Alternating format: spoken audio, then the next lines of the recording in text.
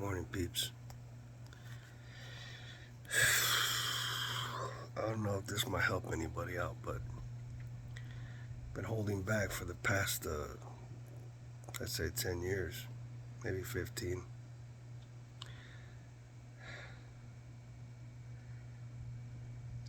Uh, Grew up normal, but always feeling different from everybody else. Uh, Went to school, try to do my best. I guess by the time 12, 13 years old, got into stupid gangs. Um, in and out, I would see the problems I put my family in, my mom and dad. Uh, and I believe the Holy Spirit's been asking me to speak about how God reached me. And it was years later. But the reason why I've always felt different because I was. There was always a calling for me. I was just not listening to it. Well, years of gang banging, doing stupid things. I settled down at a young age, actually. Didn't want to. I settled down, but I didn't really want to settle down. Like something was still out there, wanted me to go out there. So I put my kid's mother into a lot of situations. I was always restless. Did a lot of drugs, crystal meth to be exact, cocaine and all that stuff. I put it through heck. So for 13 years, I mean, I changed after I was like 19, maybe 20. And then I try to live a straight life. So I started going to church. And the only reason I started going to church because there's this friend of uncle's that kept pushing it on me. So one day I was like, name was Tony. The heck's your problem, man? What do you want? Um, the Lord loves you. And I was like, yeah, come on, man. I didn't believe. A couple times he kept at it. And I'm trying to get at this short because I really don't know how to put this together, but one day caught my attention. But he was just the same as me, but now in a suit. Until this day, I won't wear a suit, you know. But I listened to him, gave me my first Bible, started going to church with my kid's mother, and had three beautiful daughters. But like at the 13th year of us being together, comes up to me and tells me she doesn't want to be with me no more. I took it in and let it be. I put it through hell, so you know, there's a lot of things I'm holding back on, but trying to get to what really matters about this video. Split up with her, went through 7 years of I'm talking about from going to the gym 7 years and being this big old massive dude to just letting myself go, drinking myself to sleep, more drugs. Met this woman that was into witchcraft, but my soul told me there's something not right about her, but it was already too late. She had given me something, and a lot of you might not believe in it, but I didn't either. 3.5 years, I felt like I was tormented. I was trapped. I tried hanging myself, poisoning myself, and it didn't work. Uh, 3.5 years later, something kept bugging me to move. So I got her to move with me. We took off to Texas. I remember loading up my lower dually and we took off. This is where it gets funny because after seeing all these demons at her house and stuff attacking me and stuff that only happened in movies, I took off with her. Down the road, we're cruising through the desert past Arizona, and it was like say 2:30 in the morning. I'm driving, she's sleeping, her little boy sleeping in the back, and I clearly heard pull over and check the front right tire. I'd look at her and look at the kid in the back. Damn, I need some coffee or something. Kept driving. Says, I need you to pull over and check the right passenger tire. Looked at her again. I started pulling over. There was almost no room to pull over, because it had like kind of the highway had kind of like a slant on both sides. There was only two-way 10 if you guys been out there. And pulled over, and the tire was at an angle. Looked like the ball joint was about to snap. So I turned on the hazards, got in the truck, and drove really slow. There was no cars anyways. She looks at me, what happened? I go, no, nothing. I go, I just pulled over, checked the wheel, and drove really slow. I pull over in town. There's this tire shop, and I looked at them, and I was like, nah, these guys are going to be expensive as heck. And we had like, what, $6,000, but I wanted to spend the least that I could because I didn't know how long it was going to take me to get a job. So I pulled over, go under the bridge. There's a Mexican tire shop, and the guy's on the forklift looking at me. I pull over, and I told him in Spanish, hey, boss, how much to fix my tire? And boom, the truck drops. The ball joint snaps, and the truck hits the frame. Still didn't think nothing of it. I wanted to forget what I heard. The guy was going out of his way like he was real busy. He's like, look, man, your ball joint's broken. I go, what am I going to do? I was like, he's like, here, take my keys. And like if this was a normal thing, like I was always there getting his help or something. Like he knew me. I go, AutoZone, get the ball joint. He jacked it up. I'm sitting there pounding on it because the rest of the ball joint almost got welded onto that knuckle. I broke it off, put the new one in there. We fixed it, and there was this guy who was in the heat. He kept looking from far away with the hat, cowboy hat. I was this close to looking at him and just cuss him out. Like, what the heck are you looking at, bro? Because I thought he was looking at my girl at the time. Someone told me to stop. So I gained back because I would blow up like in a heartbeat. I would snap. I fixed what I was doing. The man comes over. He looks at me. And he goes, hey, man over there with the cowboy hat. And I looked over. He's like, where's he at? He's like, he's gone. I was about to tell him, yeah, that guy's a pervert. He kept looking, but that's my thinking. But he wasn't looking for those reasons, you know. I guess he was known in that town. We're already in Texas at the time. You know, the borders of Texas. And he's all like, he's known around town. And he told me he paid for your tire and took off. What? Like, well, I need to thank him or something, you know. And no. And the guy told me, he's like, look, man, when somebody does a good deed like that, they do it. They take off. Not like these people on social media now that they're posting helping out a homeless person, you know. It's not about that. And it shocked me. I mean, I couldn't take it in, but that's what it was. And we got on the road. We took off. I think it was 10 hours later we made it to our destination with family. I'm not going to say their names because they're wrong. They did us wrong, you know, down the road. But we got to our destination, settled down, tried to go get a job. Everybody looking me up and down because of my tattoos and stuff, and why you here? It felt like, you know, instead of getting a job offered or a description of the jobs, you know, that why you here? You know, why are you guys moving down here? You know, and blah, blah, blah. And a couple of times I was like, look, are you going to give me a job or are you going to sit here and talk to me about me writing a book about my life? It took me 2 months to get a job. I went and got my ID from Texas, everything, and I got it. And I got a job welding. It's called Tech Light.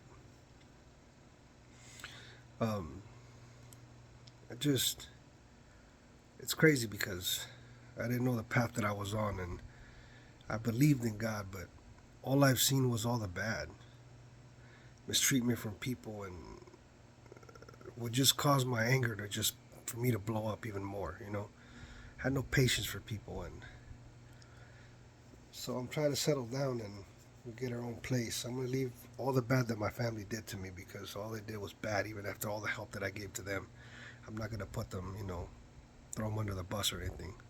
You guys are safe. But we got our own apartment, and I wanted to get a lowrider because the lowriding out there in Texas at that time, 15 years ago, was different than now here in California. It was more family-like. And I see a Cutlass, and I go try to purchase it. They give me the address. I go over to their house, knock on the door. First thing, this man with the beard comes out. Hispanic guy, kind of grayish, blackish beard, and he comes out. He looks at me. He looks outside, and he looks at me again. He's like, "Are you from California?" And I was like, "Yeah. I'm here for that Cutlass that you guys are selling. I want to ask questions about it." He's like, "You're going back to California, and that ain't your daughters. It ain't because of your daughters." And I looked at him, and I was like, I almost got mad because I was like, "The heck is this? How does he know I have daughters?" Everything I took it in wrong. It wasn't like miracles going through my like, "Oh, this is a miracle. This is God speaking to me." No, I took it all wrong. Like I got offensive about it, and I'm just here for that Cutlass, man. Talking about the Cutlass. Son comes out, tells me, "Yeah, the carburetor this, the carburetor that, but in the morning it'll take a while." Nah, I'm not interested, bro. Thank you. But we became friends, and I ended up finding out that that guy selling the Cutlass, dad was a pastor, and he told me I was coming back to Cali, and I said, "There's no way." Well, a year later, I ended up coming back to California. A woman that I left with put me into some situations, and I had to leave her. I'm not mentioning her name either to keep her from all this, but what happened was I started taking off. We got in a big old fight, and I was coming back home. I fixed the car that I had, which was a lowrider that I was building, and I was coming back home. She gave me half of whatever we had in the bank. I was coming back home with I think like 35, 4,500 bucks. I was real, how do you say it? I like my cars running perfect. I don't like no oil dropping or nothing, right? So this car, everywhere I pulled over, between the motor and the trans, which is the rear seal, what they call it, will leave like the size of your pinky, a little drop. But that bothered me. It kept bothering me. So I took it into a shop and they fixed it. But I didn't go look underneath. I'm not a mechanic, but I grew up working on cars. My dad always taught me a lot of things. Even though I didn't like doing it, I knew a lot about it. I should have looked underneath. What these guys did, they separated the transmission a little bit. They put the seal, put it back, and they cut, instead of disconnecting the fuel lines or the oil lines for the transmission, they cut them. They didn't flare them back out at the end and put hoses with clamps on them. They just put hoses with clamps on them. So one of them wasn't even tight. So while I was driving, I got about 4 hours, and all of a sudden, I'm mad. I'm very ticked off because this woman just wasted all these years of my life, and I started yelling, "This, f that! I'm gonna go back to Cali. I'm gonna get back on I'm gonna get back on roids, and I'm gonna do this. I'm gonna do that. I'm gonna go to the gym, and I'm gonna treat women for what they're worth, nothing." And I kept hearing, "You have 3 daughters. Would you like them to be treated this way? Shut up. Where you been all my life?" Cussing whatever was talking to me out. But I kept hearing it come from within. "I need you to stop at the Flying J." What in Flying J? Start going up over the hill. As soon as I start, you start seeing that big old letter Flying J. Little town, I can't remember the name, but I knew at that moment there was a lot of little hick places that they didn't accept Mexicans or blacks. Okay, so I pulled over. You know what, Lord? This is where you want me to be, because this is where you want my time to end. I'm going to take a few people with me. I remember saying that. So I rolled up my sleeves, you know, to show I don't care. My tank was almost full still. So I walked in and I said, "Give me $5. I'm pumped so and so, and 2 slices of pizza and this Coke." And I remember a guy walking by me. I bumped into him, like, and turned around. What? I was expecting for somebody to say something. Nobody said nothing. So I thought that was weird. Paid for my stuff, went in the car, and I looked up. So what? I thought I was going crazy because all these issues with women that I've had, it's like, come on, man. You know, I'm talking to myself. Has to be I'm talking to myself, right? As I'm looking straight at the store, the next pump over, I see a guy keep eyeballing me and unloading the back of his car. I go to turn on my car. Battery. I looked up before I could even say, "Really, dude? This why you pulled me over, to break me down?" The man comes over. Listen to this. It went over my head. I don't know why, but I was so mad. He comes over. He's like, "Hey, Benny, do you need a ride? A jump, I mean. Do you need a jump?" And I looked at him and I said, "I guess, man." It didn't. It went over my head that he called me by the name a lot of people that are my friends call me. Pulls out his cables because that car he had, I think, was a Charger. The battery was in the back. So he jumped over the cables and it wouldn't start it. So he gives me his number. And the whole time I'm like, "Oh man, it's about to get dark soon, man. Come on, dude." And he comes up to me, gives me his number. He's like, "Hey man, I'm gonna go pick up my Tahoe. I should be strong enough to pick it up, turn it on your car." I looked at the number and I didn't say nothing, and he took off. And I was like, "I don't need your number, dude." That's what I thought in my head. I don't need your number. I'm not looking for a pen pal or something. I just want to get home. 20 minutes later, he pulls up in a Tahoe and he lifts up his hood, and my hood's already open. And he's like, "Hey, bro, I'm going to do something even better. I'm going to take off my battery, put it onto yours, and then yours onto mine, leave mine on because it should stay on. And, my alternator's good, and blah, blah, blah." So he does. But he's like, "I got to tell you, though, man, my battery's brand new. Like, I bought it 3 months ago." And I looked at him and I said, "My battery, I bought it last night." I go, "Here's a receipt." And he looked at me, he's like, "Damn, it was brand new. It was still like nice, shiny black." And he jumped over to mine. I turned on the car, fired up perfect. He connected it on his. His towel was running fine. He's all, "Thank you, man." I go, "Thank you, I appreciate that." Turned on the lights, took off. I wasn't even but about getting on the on ramp when, boom, like, what the hell? Like the first gears, boom, and it kicked in, and I was like, "What the heck?" That light blew up in my head, and I was like, "Wait, his number." I grabbed it, and I dialed it, and I go, "Hey, brother, this is Benny. The gears are struggling to go in. Well, what do you think is wrong?" He's like, "So drive your car this way, blah, blah, blah." He gave me his address, kind of guided me, not his address, guided me how to get to his house, and I did. Got to the house, he took the dipstick out for the transmission, and smoke came out. I mean, smoke. He's like, "Damn, dude." He's like, "I think you fried your transmission because we put transmission oil in there and it wouldn't even go into gear no more." I was like, "Damn, dude, damn." What I didn't realize is God was stripping me down of everything the negative that I had. He was going to start me over. I didn't realize that till way down the road. This man took me into his house, and everybody treated me like they were family. Like they knew me from a long time ago. And I couldn't take that. I was like, hey, man, why are you helping me like this?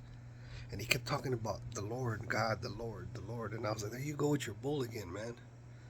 Sorry, I know it's your house, but I don't believe in that stuff because all I've ever seen in life was nothing but bad. I'm the one that's been doing all this. I'm the one that's been doing this. I'm the one that's been doing that. I'm the one that's been keeping my head above water.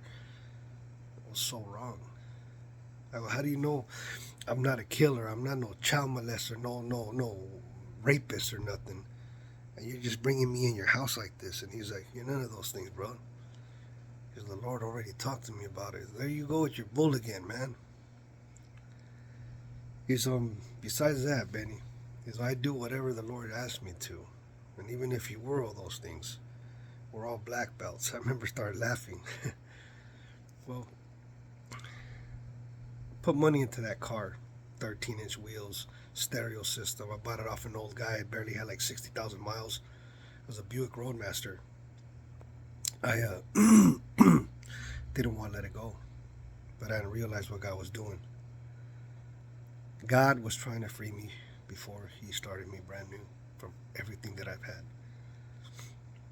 And this man, the next morning, because I was trying to bring it home, took me in to get a truck, a rental. They had the truck in one place, U-Haul place. Save it. We'll be right back. Let's go see if we can find a trailer. So we go and find the trailer. We found the trailer. We come back for the truck, and the truck's gone. You know how they are. You have to have the right size truck and the right size trailer. So we go look for the trailer. Trailer's gone. So something told me, which I believe was God, filled up the pink slip, signed it up, put it in the glyph. I didn't say nothing. I just did that. This man said, look, Benny, I got this van. This is a work van, excuse me. But it was overheating last week. Go fill it up, gas, drive it around. If it overheats, you could take my Tahoe. And I remember breaking down, crying, because I was like, why are you doing this for me, man? I'm not going to take your Tahoe. And he's like, bro, I'll go get it months from now or whatever. If not, keep it. I don't care. But you just finished paying it off, dude. So I remember this trick my dad showed me is when your car's overheating, hit your vents toward your windshield and turn up the heater high. That should keep it cool. So I did. I went and put gas on. I noticed the temperature start climbing up. I faced the blowers towards the windshield and I turned the heater on. Temperature started going down lower. I was like, wow.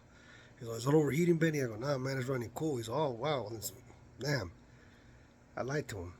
They filled up ice chest with sodas, I think a couple Monsters and waters and sandwiches.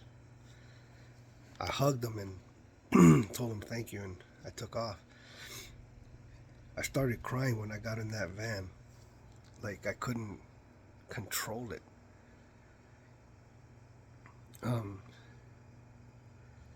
He called me almost every 3 hours on the dot to see how I was doing.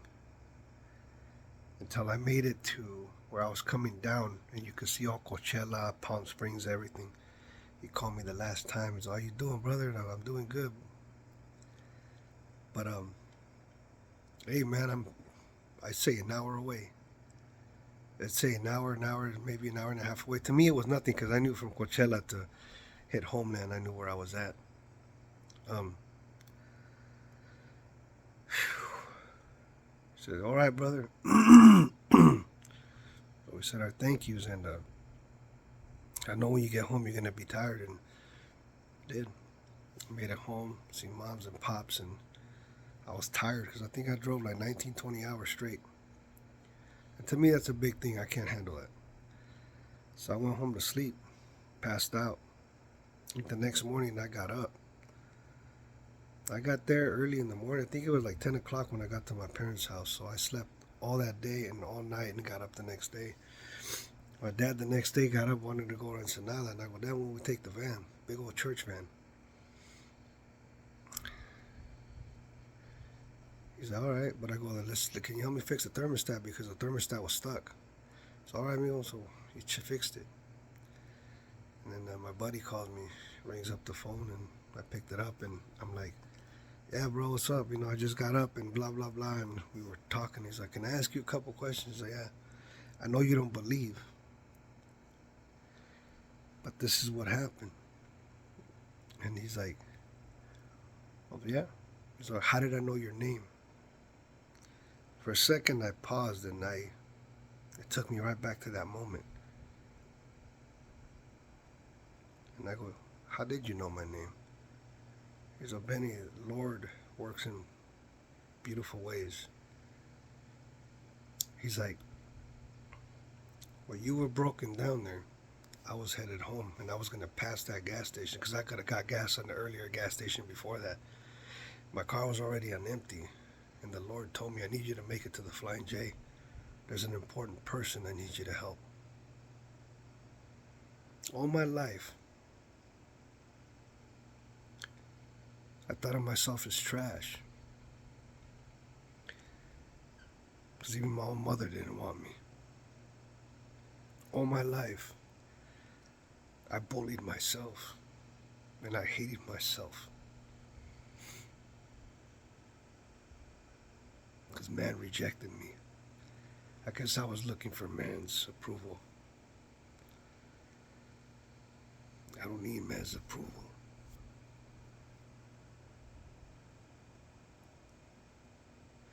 God came and picked me up at the most perfect time, and yet, when he told me, he said, you don't understand, brother. God loves you so much. And I go, but how can you say God loves me so much? He loves you so much when you lost your mother, your father, your brothers.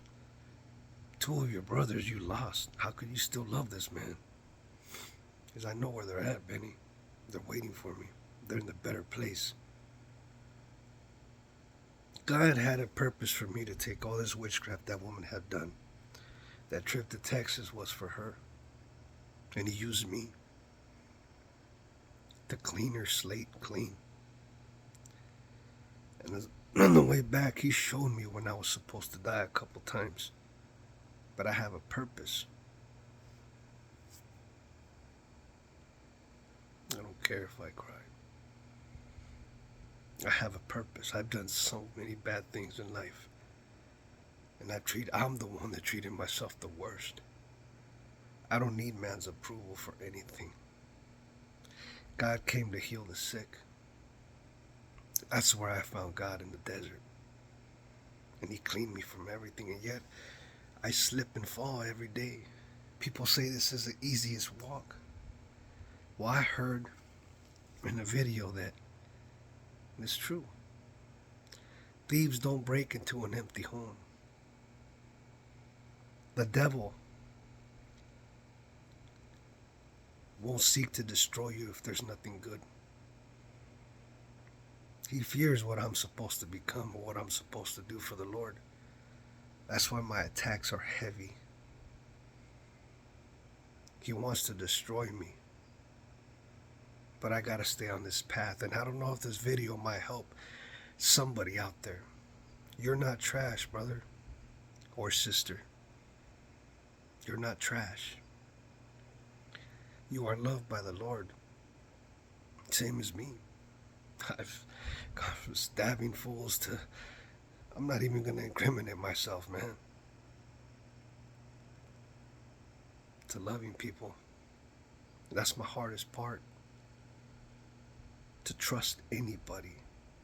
But I'm learning it. And this has been over 10 years.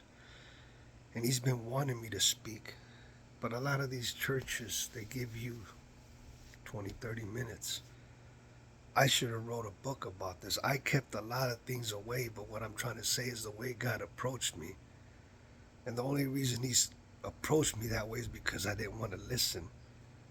He kept doing certain things in front of me to get me to open my eyes. He showed me when I was going to lose my family. They didn't die. They're still around. But he was showing me in dreams how I was supposed to lose them. He told me I was going to speak of his word to people, and I ran from him. Even after all this that I've gone through, there's no more running. I'm not running anymore. And I'm going to tell everybody about my testimony, because that's what it is, a testimony. God is real. And he spoke to me from within. But so is the devil, people. But I'm leaving here with the one who made me. No matter what he throws in front of me. Went from being a womanizer, gangbanger, doing dope, to walking with the Lord. I'm not trash. We're not trash. We're his children. We're being deceived by this world. And if this video can help anybody out there, thank you, Lord, for allowing me to speak today. Because I've been keeping it in here. No more. Well, thank you, people. And I hope this touches somebody and blesses somebody, because God's been asking me to speak. And I just started to. You guys have a blessed life.